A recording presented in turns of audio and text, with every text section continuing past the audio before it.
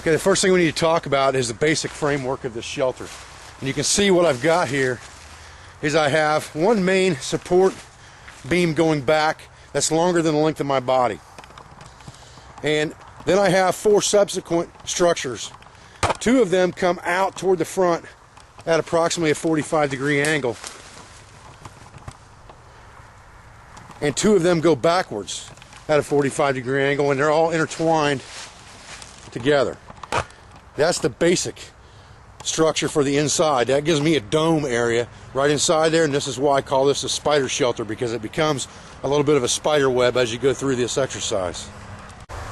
Okay, you can see looking at this thing that I'm building kind of a bell in the front of this thing, and then as we get back toward the back, it's going to lean down toward the foot area, but this will give me more area on the inside for number 1, insulation, and for number 2, room for gear.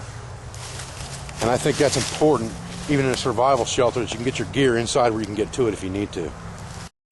Okay, you can see we're starting to get the front of this bell closed in.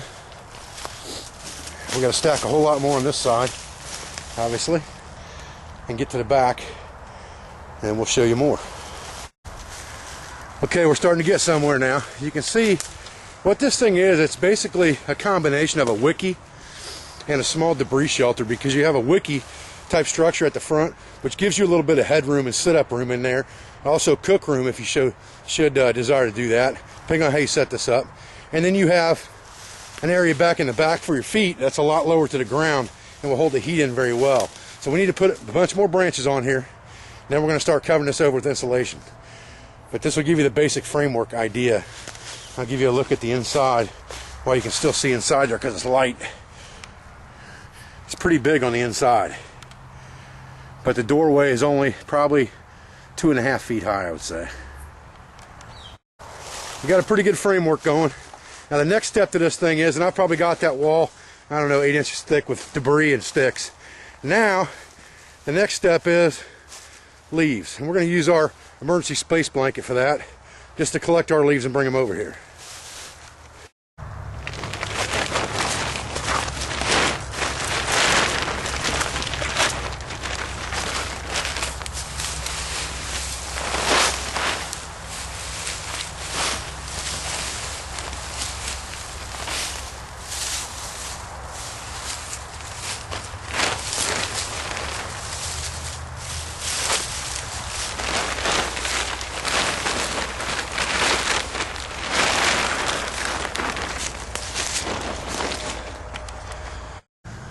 Alright guys, here's where we're at right now. You can see it's starting to take pretty good shape now. Not seeing much light on the inside. That's a good thing. Getting quite a bit of leaf cover over the top. Got a ways to go yet. I want this 2-3 foot thick on top of here. I want this thing to disappear into leaves. Then I'll be fairly happy. We'll straighten the front up a little bit here. See what we got.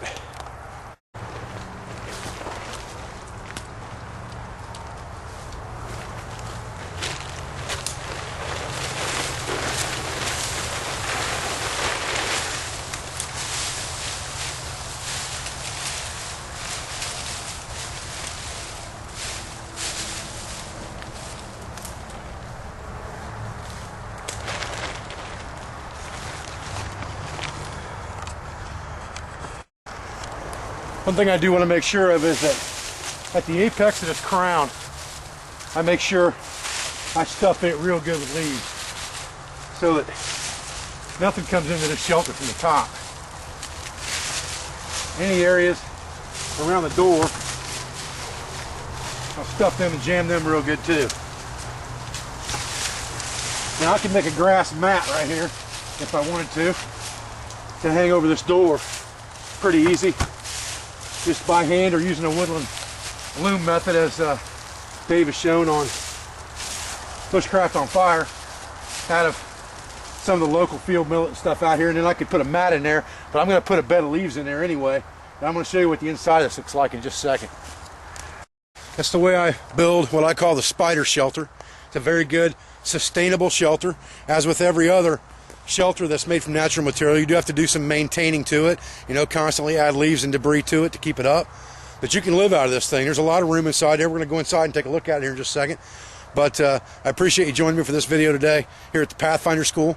This will be part of the shelter element deliverable video. I just wanted you guys to get a look at this real quick. The full-length video is available, will be available in the virtual classroom as well as in the elemental certification for shelter in the Pathfinder School. Okay guys, so looking around the inside of the shelter, there's quite a bit of room in there.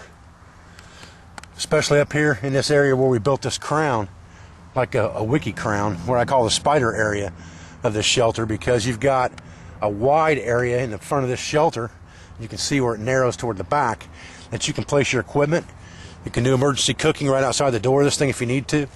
And like I said, you know, a hand-woven grass mat for a door on this thing.